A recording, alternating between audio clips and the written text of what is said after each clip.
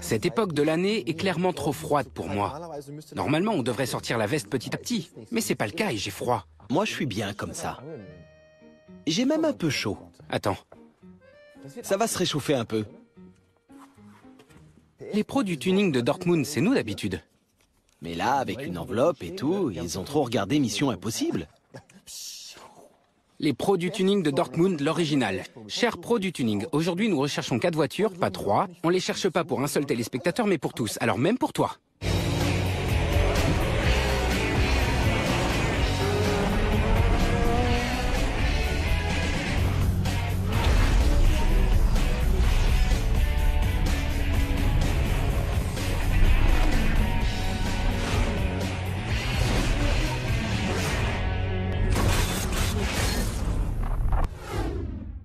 Et qu'est-ce qu'on cherche?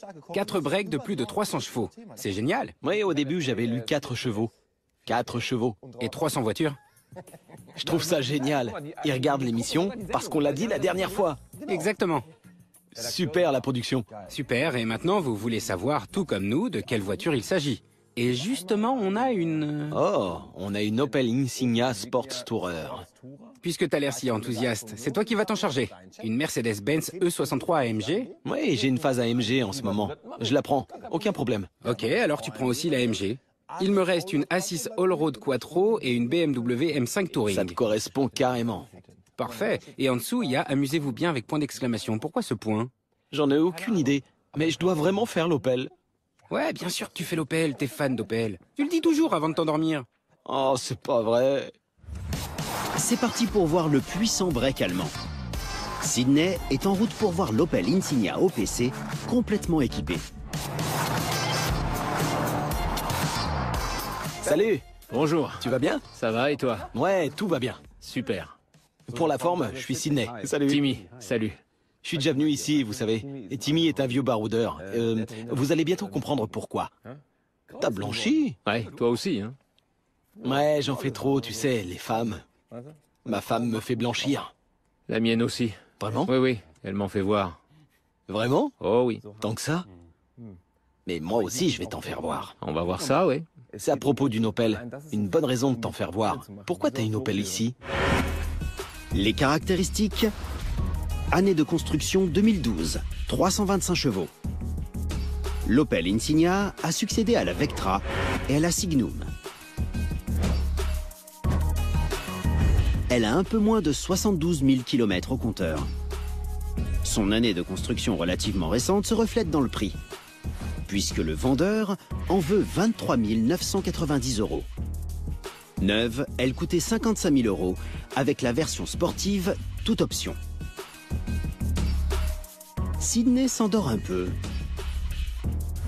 Donc, élégante Opel Insignia Sports Tourer, OPC, 2,8 litres, turbo V6 4x4. C'est bien de mettre une voiture derrière. Il devrait toujours y en avoir une. Ah, une voiture? Oui, c'est une voiture. Une voiture? Ah, ok, oui, d'accord. Dis-moi quelque chose, alors, combien de proprios? 1, 2, 3, 4? C'est une première main, bien entretenue. Elle est relativement en bon état. Elle est bleue. C'est la couleur la plus populaire. Sur ma voiture préférée. Tu savais que c'était une Opel. Je sais, mais je l'avais refoulée. Dans ce bleu électrique typique. Ouais. En fait, pour être sincère, objectivement, il faut bien avouer qu'Opel construit aussi de bonnes voitures. C'est ce que j'allais dire, accroche-toi bien, je trouve cette caisse En fait, elle est bien. pas si mal que ça. Les mauvaises langues parlent souvent. En réalité, l'Insignia est devenue une voiture vraiment cool. Rien à voir avec les Vectra et compagnie. Si tu ne fais que lire avant de la voir, ça t'influence beaucoup pour évaluer le prix et à la fin, le prix n'est pas négociable. En elle-même, cette caisse est bien. Pour 23 990 €, t'as une voiture complètement équipée, avec 4 roues motrices, GPS, cuir et plus de 300 chevaux. Sans oublier la boîte automatique. On fera l'intérieur après. Regarde, un frein coulissant en 2 parties. Qu'est-ce que c'est chouette. Un frein coulissant. Avec une arête. Ah, voilà ce qu'on voulait voir. T'as vu ça? Tu dis quoi maintenant?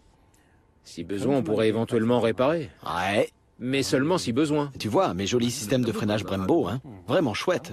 C'est dû à un accident? Elle en a déjà eu un? Ah non, bien sûr que non. Oh. Mais ici, il y a... Oh. Stop, stop, stop, stop. Oh. Est-ce qu'un oiseau a... En fait, comment un oiseau a pu faire caca ici? Quand c'était ouvert? Il devait y avoir un autocollant là. Vraiment? Ouais.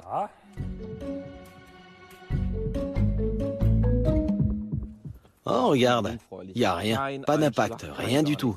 C'est du Timmy tout craché. Il y a toujours des voitures nickel ici. Je l'espère bien. Ça, ils l'ont bien fait. Opel a bien fait ça. Le système d'échappement. On a ici un bon diamètre qui donne plus de puissance. Et dis-moi, c'était de série? Moi, je crois pas. C'est pas le système de série ici?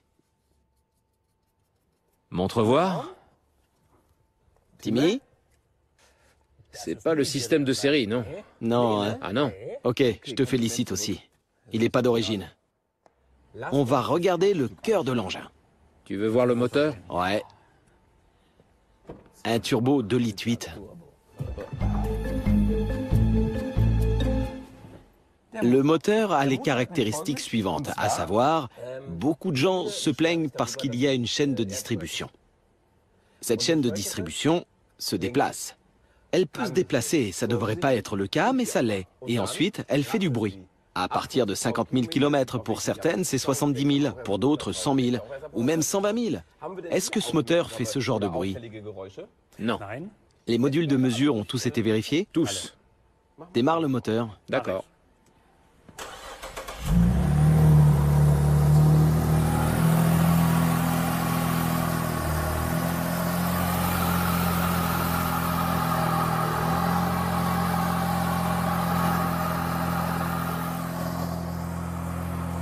Eh ben, ce que j'entends est bien. Mais le système d'échappement est bruyant. C'était un démarrage à froid. Mais le son est vraiment cool. Accélère tout doucement. Tout doucement. Ok. Tu peux couper le contact.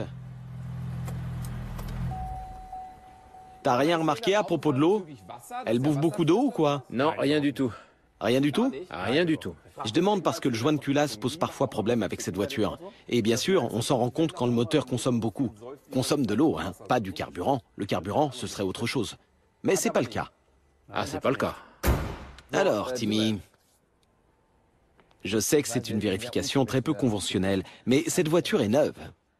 Tout va très bien. Maintenant, il faut que je la conduise. Il faut que je sente les 325 chevaux, les 435 Nm. Voilà pour toi. Merci.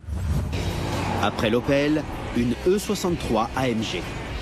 C'est juste ce convertisseur de couple automatique. C'est toujours un peu ennuyeux. Et le meilleur de tout, c'est une BMW M5 Touring Break. Restez avec nous. Viens avec ta caméra exactement ici. Moi, je vais accélérer et tu vas écouter s'il y a un crissement, ok? Tu fais presque partie de l'émission. Dès que tu l'entends, dis oui, ok? Et vous aussi, dites oui. De retour pour l'émission spéciale à la recherche d'un puissant break. La première camarade de jeu de Sydney est une Opel Insignia OPC. En fait, c'est génial, un V6 de 2,8 litres. J'aime bien le son qu'il a. Ouais, si j'appuie maintenant à fond, il vient, mais il tarde. Et puis ensuite, il file. Alors, il met toujours du temps à monter en puissance au début et ensuite, il y va. 4 roues motrices, ça fait du poids. Justement. Un turbo simple. Ce truc pèse au moins 2 tonnes. Et le V6 n'est pas si vif que ça. Je pense qu'un 4 cylindres n'aurait pas été si mal. Ouais.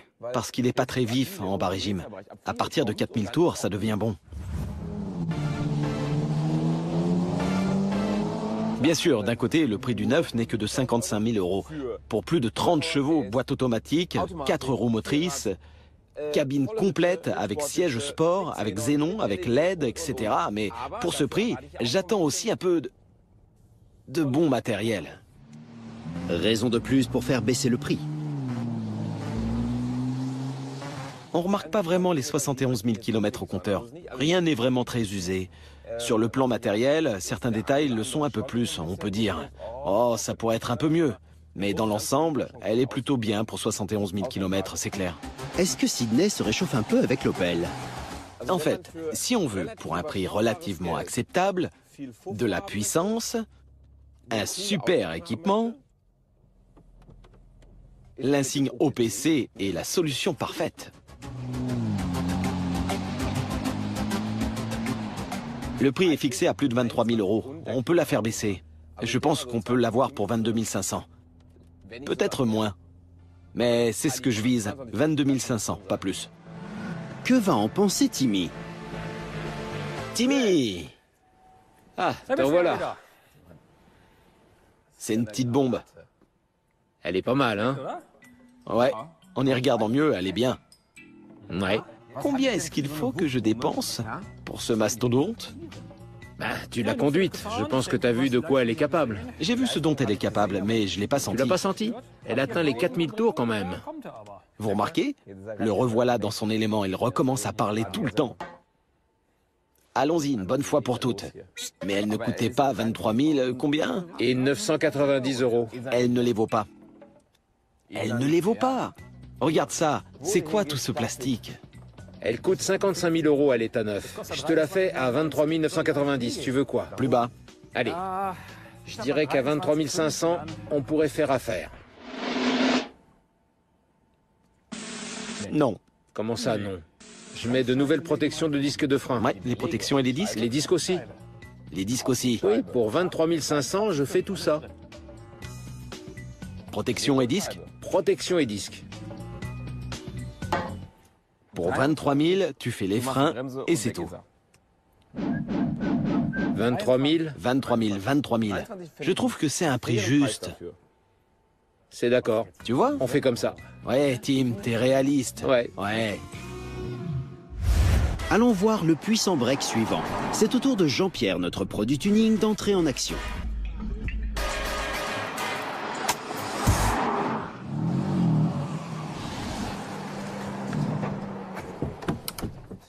Alors, bienvenue dans la fabuleuse ville de Bochum.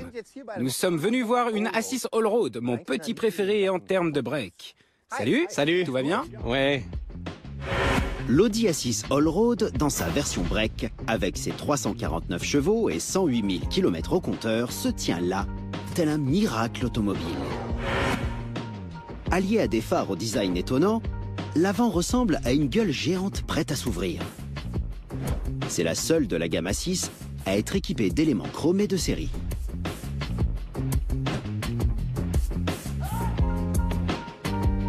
L'intérieur est également typique d'Audi. Les commandes sont à leur place habituelle. Mais qu'est-ce que Jean-Pierre en dit? Alors, parle-moi un peu de la voiture. Elle a été repeinte ici. Non, apparemment le propriétaire l'a eu comme ça de l'usine. Eh ben, j'avais jamais vu ça avant. Oui, c'était une commande d'été. C'est le premier propriétaire du véhicule. Une première main? C'est ça. Ah, cool. C'est un véhicule en reprise d'Audi. Et Mais t'es pas concessionnaire Audi? non, on reçoit tous les véhicules en reprise de Volkswagen et Audi. Tous? Non, beaucoup d'entre eux. Et ensuite, on les propose à la vente.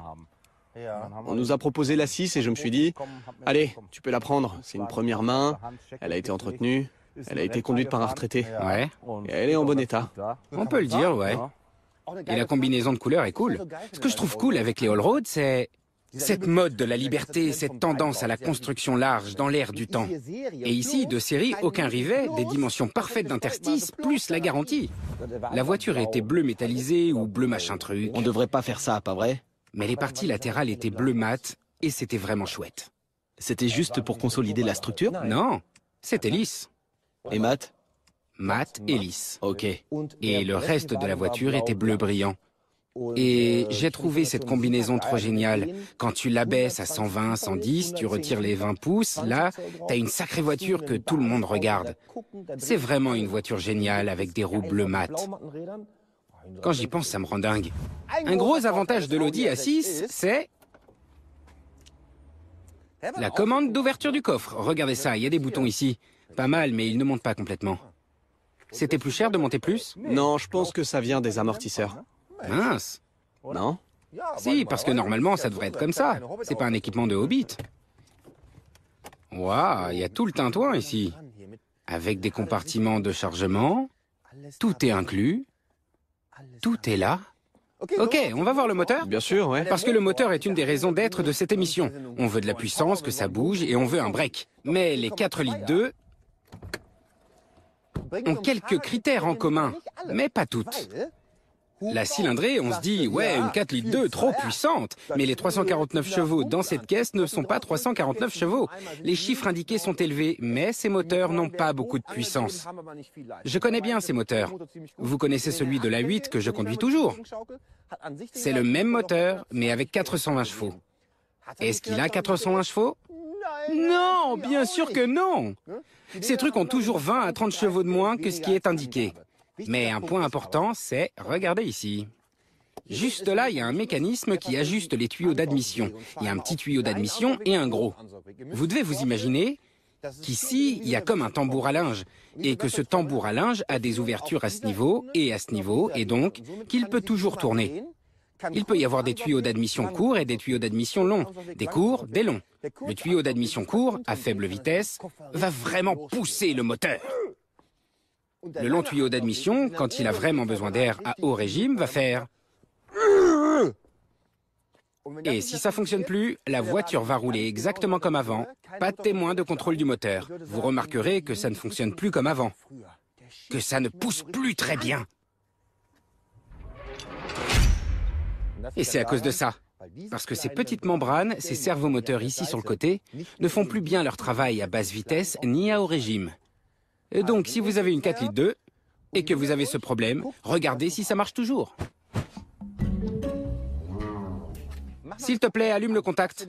Ce qu'on aimerait bien entendre maintenant, c'est un beau ronronnement du TFSI et donc des 2 pompes FSI. Ce sont les pompes haute pression ici en haut. Vous entendez ce léger cliquetis? Sur une voiture normale, on l'attribuerait à un bruit étrange du jeu de soupape, mais c'est pas ça. Voici la raison. Là, on a les 2 arbres à cam. Ici, celui d'admission et là, celui d'échappement. L'arbre à cam d'admission a une goupille en plus. Et c'est la goupille qui appuie sur le pilon de la pompe haute pression ici. Donc, le carburant rentre ici, il est comprimé ici par un banc de cylindre et il ressort par là, puis il est distribué aux injecteurs à haute pression. Vous voulez savoir quel est l'avantage de la technologie FSI? Comment l'expliquer? La grosse différence qui fait qu'une technologie FSI est plus efficace ou plus économe en carburant, c'est que l'unité d'injection alimente presque directement la chambre de combustion. Ce qui veut dire qu'on peut répartir le carburant plus précisément et utiliser le carburant dont la voiture a besoin pour la combustion. Alors ce qui m'intéresse maintenant, la voiture est très belle, elle a aussi un gros moteur, l'intérieur a l'air chouette. Je veux faire un test de conduite. Avec plaisir. Et en conduisant, j'examinerai de plus près l'intérieur. Ça marche. Ok? Bien sûr. Allons-y. Jean-Pierre s'élance dans la puissante familiale de 349 chevaux. Peut-elle l'enthousiasmer? On s'arrête et on pompe un peu dans le convertisseur. On fait ça en appuyant sur le frein tout en relâchant l'accélérateur. Faut pas le faire trop longtemps, sinon ça fait pang. Alors, 20, 30, 40, 50... Le 4 litres 2 n'est pas vraiment le meilleur moteur, mais lors du test de conduite, il m'a assez convaincu. Il a l'air presque plus puissant que celui de la 8. Ce truc était vraiment super rapide. Les vitesses passaient très bien. Qu'est-ce qui se passe, Jean-Pierre? Aucune raison de se plaindre? Mais ça sent le vieux, hein? Vous connaissez cette légère odeur de cuisine de grand-père veuf de Gelsenkirchen? Comme une cuisine où on n'aurait préparé que des saucisses au curry et des frites pendant 20 ans. Cette vieille odeur de graisse. Berk. L'Audi sent le rang fermé.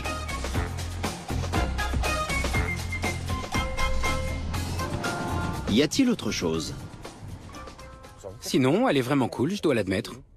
J'ai déjà posé la question du prix tout à l'heure, et il disait qu'elle coûtait environ 17 490 € pour une all-road, avec ce kilométrage dans cet état et avec un tel équipement.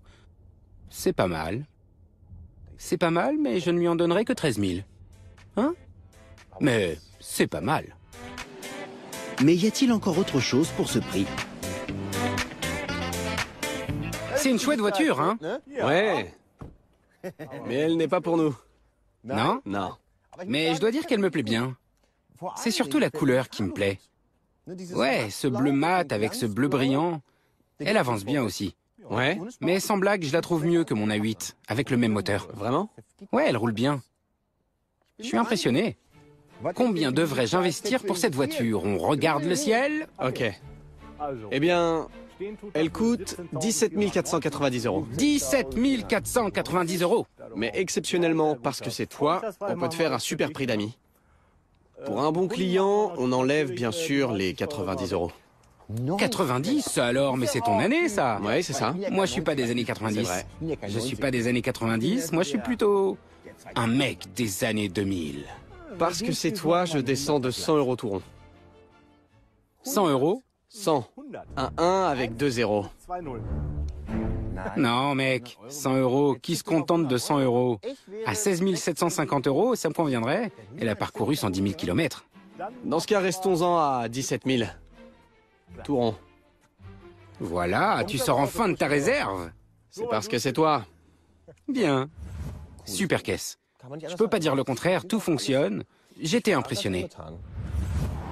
Et il reste encore des surprises. Sydney est parti voir le prochain break. Il nous en reste encore 2.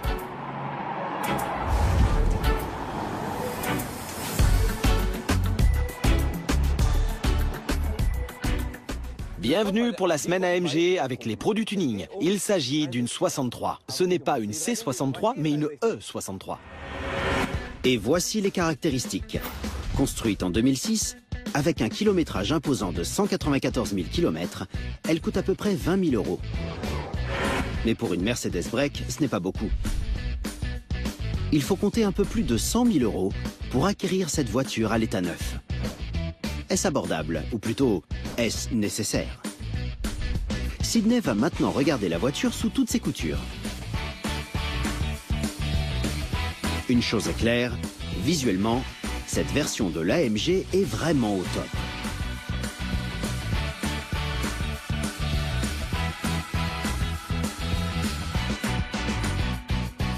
Salut. Bonjour, salut Sydney. Sydney, tu me connais déjà? Ben oui, bien sûr, qui ne te connaît pas? Mon nom me précède. J'espère que c'est positif. Tu t'appelles? Tous ceux qui aiment les voitures doivent te connaître, non? Je te trouve déjà sympathique. Un gars très sympathique. Très calme, très posé. C'était vraiment un mec cool. Mais tout d'abord, la E63, dis-moi tout. C'est une E63 AMG de 5e main. Une 5e main? Ouais, tout le monde voulait l'avoir. C'est une belle voiture. Elle est passée par 5 proprios. A priori, c'est pas un problème qu'une voiture ait plusieurs propriétaires. Mais le problème survient quand l'un d'eux est un gros... Ça a dû biper. Il y en a toujours un qui se dit « Je vais pas me taper tous ces frais ». Parce que les frais pour entretenir une E63 sont vraiment très... Enfin, ils en font partie. Et il roule, et il se dit « Oh, attends voir, voilà l'entretien qui arrive. Je vais pas le faire. » Ou alors, l'entretien arrive et il se dit « Oh, attends voir, je vais le faire ailleurs. » Mais tu dis que le carnet d'entretien est Complet, tout complet. et fait chez Mercedes. La dernière révision a été faite il y a 2000 km. Également chez Mercedes, et il y a 3 mois. On a les documents. C'est déjà bien. Mais il faut bien se dire que chaque proprio a pu penser la même chose. Ah, je crois que je vais continuer la révision chez Mercedes. Chez Mercedes, ça coûte de l'argent. Oui, surtout pour une AMG. Il y a eu des dommages. Non. Elle a Non. été repeinte à cause de petites égratignures, peut-être des bosses, mais je crois pas. Le véhicule n'a pas eu d'accident. Pas accidenté. Aucun. Cette voiture est de 2000. 2006. Elle a déjà eu un lifting. Un lifting, c'est ça, sur le devant. Un nez en pointe. Et de nouveaux phares. Ça donne direct la classe. Sydney, tu sais ce que je viens de remarquer? Non, dis-moi. Quand vous êtes côte à côte, Ouais. on dirait Ouais. Robert De Niro. Regarde-le bien. Ouais. Pas vrai? Tu lui ressembles un peu, c'est vrai. Même les mimiques. C'était Robert De Niro en turc. Vraiment? J'imagine Robert De Niro dans un kebab. Très bien. Ouais, c'est trop bon. Il a vraiment le même genre de mimique. Et le même regard. Robert De Niro dans Mafia Blues. C'était vraiment trop lui. Il était là... comme ça. Un mec super sympa, Cool. de bonne humeur. Il y a un peu d'eau, un peu de condensation à l'intérieur, non? Ouais, c'est une maladie chez Mercedes. Mais il faut le faire remarquer, hein? Oui, Parce qu'on arrive vite à la partie compliquée de l'histoire. c'est vrai. Il faut bien que tu aies quelques arguments. Comment ça, J'ai déjà les freins et... Alors continue à regarder. Oh, regarde-moi ça, c'est pas génial. Elle a été polie? Non, je dirais que c'est de la colle ou quelque chose comme ça. Non, non, non, non, regarde, c'est du plastique. Il se peut qu'ils aient repeint et qu'ils aient oublié de peindre leur bord et qu'ils aient fixé ça. Non, pas avec ce genre de film plastique. Je crois pas que ça ait été repeint. La peinture n'a pas l'air d'avoir été refaite. Non, elle n'a pas été repeinte. On voit toujours cette peau d'orange. Elle a l'air très ondulée, mais c'est d'origine. C'est comme ça. Et si ça avait été repeint, ce serait beaucoup mieux. C'est vrai.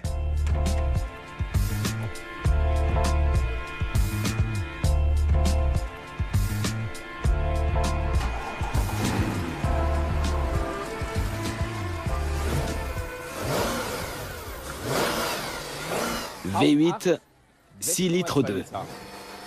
Ouais, alors fais plutôt de petits à-coups, tout petits. C'est bien. Et puis au final, on voit ici que le problème, ce n'est pas problématique. Le moteur n'est pas hypersensible, tout va bien. Il est entretenu et il fonctionne. Le seul problème, c'est la consommation. Parce qu'il consomme pas mal. Mais vraiment. Et si tu mets le pied au plancher... Je sais pas ce qui est indiqué, mais j'imagine que c'est plus comme toutes les AMG, vu comme on roule avec une AMG 63. Elle doit bien lâcher 15-20 litres, à mon avis. Ouais. Alors, l'entretien? Pour l'entretien, on a cette étiquette. Tout figure aussi sur le carnet d'entretien. Mercedes-Benz. 192 094 km. C'est vraiment génial. Je peux voir le carnet d'entretien? Bien sûr, avec plaisir. J'adore la façon dont ça fonctionne. C'est très... rassurant. Et du point de vue de l'entretien, tout a été fait chez Mercedes. Regardez ici, 181 000, il y en a là aussi. 192 000, tout a été fait chez Mercedes. Tous les entretiens. Ce mec avait beaucoup d'argent à dépenser. Ça, c'est donc la dernière visite chez Mercedes. Tu peux le feuilleter? Dingue. Tout a été tamponné chez Mercedes et donc, bon, ça donne aucune garantie que tout va bien. Mais ils ont vraiment fait du bon boulot. Est-ce que je peux faire un test de conduite avec cette belle voiture? Bien sûr que oui, si tu restes sur la route et que tu n'as pas l'intention de voler avec. Je vole qu'avec la mienne. Mais je te laisse ma caisse comme garantie. Ok. C'est un bon échange en fait, non? Ouais, ça serait bien. Ne rigole pas. Alors... Le test de conduite avec le puissant break commence dans Herne. L'AMG peut-elle convaincre Sydney? Il faut se dire qu'elle est de 2006. Elle a presque 10 ans.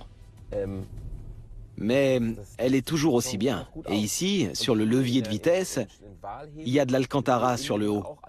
C'est normal qu'il soit un peu usé parce qu'on l'utilise tout le temps. C'est comme ça que ça doit être. C'est aussi pour ça qu'on a le bas en cuir qui est toujours en bon état. Mais nous ne sommes pas là que pour le cuir. Il faut qu'on teste les paliers de l'essieu avant. Ils sont un peu...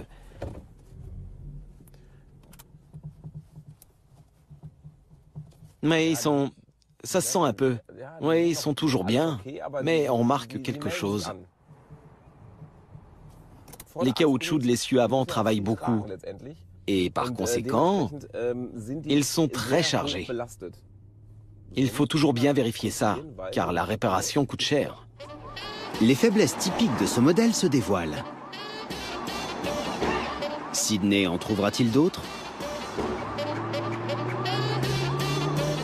La commande manuelle, voyons si ça marche. En manuel. Attends un peu. C'est juste ce convertisseur de couple automatique. C'est toujours un peu ennuyeux. Et c'est encore l'ancienne génération. C'est ce dont elles ont besoin, il faut leur donner du temps. Rien à voir avec une transmission à double embrayage. Ça peut pas se comparer. Dans l'ensemble, la Mercedes fait bonne figure. Qu'en est-il du prix? Il aimerait avoir 19 750 € pour cette caisse. Au fond, objectivement, c'est pas mal du tout. Je pense qu'on pourrait se rapprocher de 19 000. 19 000 tout rond, ou se rapprocher de 18 000, ce serait bien. Salut, t'es de retour? Pourquoi ma voiture a bougé et pourquoi elle est ouverte? J'ai fait un petit tour avec. Vraiment? Bah oui. Alors? Eh ben la mienne roule encore plus vite. N'importe quoi. Alors, comment s'est passé le test de conduite? C'était bien. C'était vraiment bien. Environ 200 000 km au compteur, mais elle roule toujours très bien. Alors, t'en veux 19 750 €. Alors, On avait réduit le prix. tu commences déjà. Oui, le prix avait été réduit. On n'est pas dans un film. Là, tu ressembles trait pour trait à Robert De Niro. Propose quelque chose. Je te laisse le temps d'y Je t'ai réfléchir. donné un prix. Serre-moi la main. Allez, serre-moi la main. Mais c'est pas encore... Ça peut pas être annulé, hein. Comme un mariage 24 La heures, main. ok? 19 500. Redonne-moi ma main. Donne-moi des arguments. Les concurrentes sur Internet sont toutes à moins de 20 000. 18 750. 18 750, c'est super, d'accord. 19 c'est bon. 400. Non, il y en a même une à 17 000, avec 100 000 au compteur. 120 000. Non, non, non. Si. Mais je voulais pas y aller. Tu sais pourquoi? Parce qu'un carnet d'entretien comme ça, c'est vraiment top. 19 000 € et je te donne une caisse de bière. Je bois pas de bière. Moi non plus, je bois pas. Ou alors je te donne du coca. Du light. Du coca, d'accord? C'est pour ma ligne, tu sais. Oh, ça va être serré, une caisse de Coca Light. Ouais. Et 19 Et 000 €. 19 000 €. Ok, Ok? c'était un plaisir. Oui, pour moi aussi. Merci, au revoir. Merci à toi. Changement express. Jean-Pierre est en route, en BMW, vers une cousine éloignée.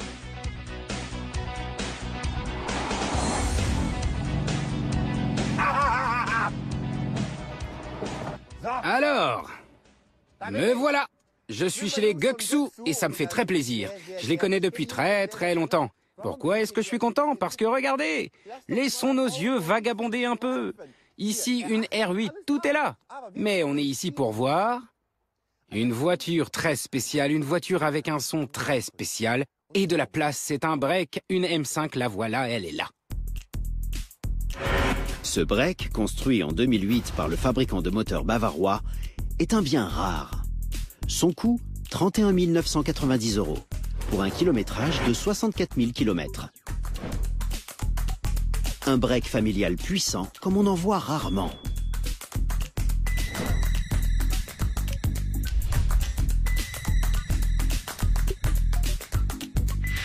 L'intérieur est divisé en deux parties, sombre et lumineux.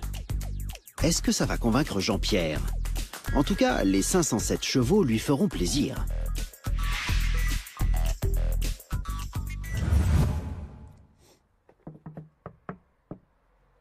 Surveillance vidéo. Ah, le voilà. Ça va mon pote? Salut, Tu vas bien? tout va bien, et toi? Ouais, ici on a une M5 break. Ouais, Pas mal, super rare. une pièce unique. Une pièce unique? On est potes, pas besoin de me raconter des salades. Une pièce unique? Comment ça? Regarde-moi cette caisse. Des M5 break noirs, il y en a quelques-unes.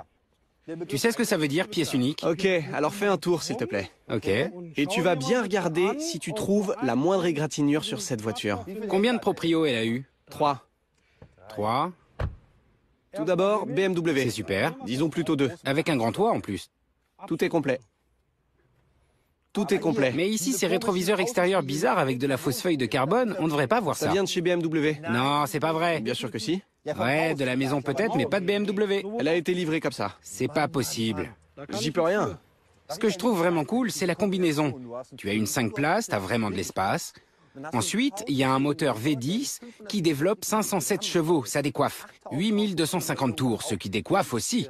Et il y a aussi la propulsion arrière, pas comme les caisses d'Ingolstadt avec 4 roues motrices. Bien sûr qu'elle arrivera aussi. Dans tous les cas, verrouillage différentiel autobloquant, super bien réglé. Tu peux traverser la ville comme tu veux. Ouais, mais on va pas faire ça. On ne traversera pas la ville. Pas envie pour le moment. Non, il y a tellement de choses à dire. Vraiment, pour moi, c'est un des meilleurs breaks. Surtout parce que, tu sais combien ont été construits? Je sais pas. J'en sais rien, pas beaucoup, non? En tout cas, pas beaucoup en break. Ouais, bien sûr, des berlines, beaucoup. Mais en version break... Waouh, j'aimerais bien le savoir. Attends. Et dis-moi la voix off, tu peux peut-être nous donner un coup de main? Ah, elle cherche. Et il y en a eu... Tu vois, hein? Je l'ai entendu. Ouais. Repeinte quelque part? Oui, je l'ai repeinte personnellement. Toi, personnellement? Non, pas moi personnellement, mais je l'ai fait peindre. Monsieur Guxu en personne, ou alors devant? On a repeint les parties latérales, car il y avait des rayures. Et puis devant, où il y avait quelques impacts de pierre. Tout est en ordre. Elle n'a pas eu d'accident, ça c'est sûr. On y attache aussi une grande importance avec un tel véhicule. Ouais, Oui, c'est vraiment très important. c'est important. Ouais. Le test de conduite promet d'être intéressant. Et ensuite, le classement. Moi, j'ai une favorite entre mes deux voitures. Moi aussi, et je crois que je sais quelle est la tienne, et tu connais la mienne. Ouais. Pour notre émission spéciale, les pros du tuning recherchent un break puissant. Jean-Pierre contrôle une BMW M5 de 507 chevaux. T'as vu l'engin? C'est plutôt un gadget qu'autre chose. Ouais, L'autocollant, on peut je le... suis pas tellement fan de ça. C'est pas un problème, il est dedans. Le problème suivant, ce sont les paliers de bielle. Dans un moteur qui tourne aussi fort, à plus de 8000 tours, les paliers de bielle sont un vrai talon d'Achille pour n'importe quel moteur. Surtout si le propriétaire ne roule pas à chaud, comme il se doit. Les paliers de bielle ont tendance à trop s'user à un moment donné, de sorte que la lubrification n'est plus garantie, et surtout, le jeu du palier de bielle devient trop important et détruit le moteur lui-même. Mais tu l'as dit, cette caisse n'a pas de problème. Non. Tu démarres? Oui, bien volontiers. Très volontiers, c'est un conducteur de M5.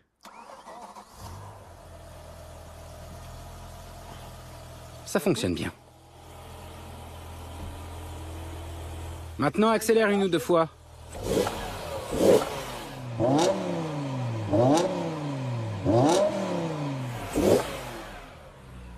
Va là-bas, devant. Il y a quoi? Ouais? Oui?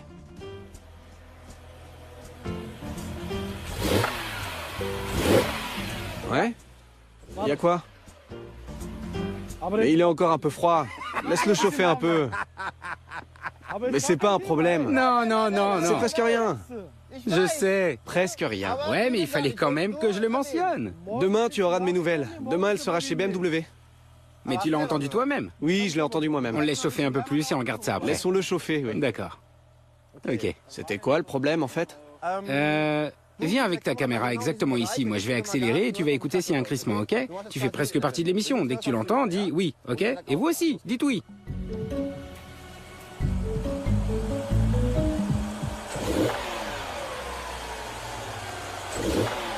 Ouais. Faut accélérer 2 fois pour que ça vienne. J'espère que tu pourras te mettre ça dans la tête. J'aimerais bien comprendre ce que c'est. Le mécanisme de réglage est relié à la chaîne en haut.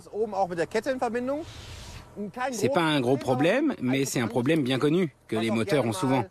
Pour être honnête, j'en ai encore jamais vu qui ne faisait pas ça, mis à part une fois, dans un showroom sur une caisse flambant neuve. Tu sais quel est mon problème? Oui? La rue là-bas, regarde. Les gens conduisent si lentement. Tu sais quoi? Je ne conduis pas. Mais les choses peuvent changer. Je ne conduis pas. On peut changer ça. Ok. Si tu veux, on peut conduire ensemble. C'est ce que tu veux? Avec toi? Ouais, carrément. Jean-Pierre accepte cette proposition. Et visiblement, ça a plutôt l'air de lui plaire. Ce que j'aime dans ce moteur, c'est son potentiel de performance. En dessous de 3000 tours, il est relativement fatigué. Mais selon le déploiement de l'arbre à cam, l'angle d'allumage, les réglages, l'entretien, il montre ce dont il est capable entre 3000 et 8000 tours. Moi, je lui donnerais presque le titre de meilleur moteur à aspiration naturelle au monde. C'est pour ça que Wiesmann installe également les moteurs. Non, plus maintenant, ils construisent plus rien. Oui, mais le V10 était aussi disponible chez Wiesmann. Ouais, je sais. Sur beaucoup de modèles. Le M5 coûte environ 32 000 €. Pour l'instant. Mais honnêtement, c'est le seul V10, du moins le seul moteur à aspiration naturelle où le turbo ne manque pas. Moi pareil. Je le dis franchement. Je te comprends. Et pourtant, je suis un grand fan de grosse puissance. Ouais. Mais il s'agit d'un moteur à haut régime qui avance. Un truc de malade. Exactement, mais il avance aussi en 4e ou en 5e, je trouve. C'est très bien, il est puissant. Bien sûr que oui. Monsieur Kramer, ça commence à se corser. La couleur des sièges, la couleur de l'intérieur, ça fait combien de temps qu'elle est dans ta cour? Presque 4 mois. Combien de personnes l'ont vue? Quelques-unes, comme j'ai dit. La M5 n'est pas pour tout le monde. Quand on la regarde... Réservoir de 2,5 litres, 130 km d'autonomie. Il faut quand même y réfléchir. Ouais. Oui, mais pour la couleur intérieure, je trouve que BMW a vraiment bon goût. Ouais, mais c'est juste que là, Oui, mais ça va. Pour ma part, je l'aime bien. je trouve que c'est un frein à l'achat. C'est une question de goût. Ok. Jean-Pierre cache son enthousiasme pour la M5. Il est enfin temps de parler argent.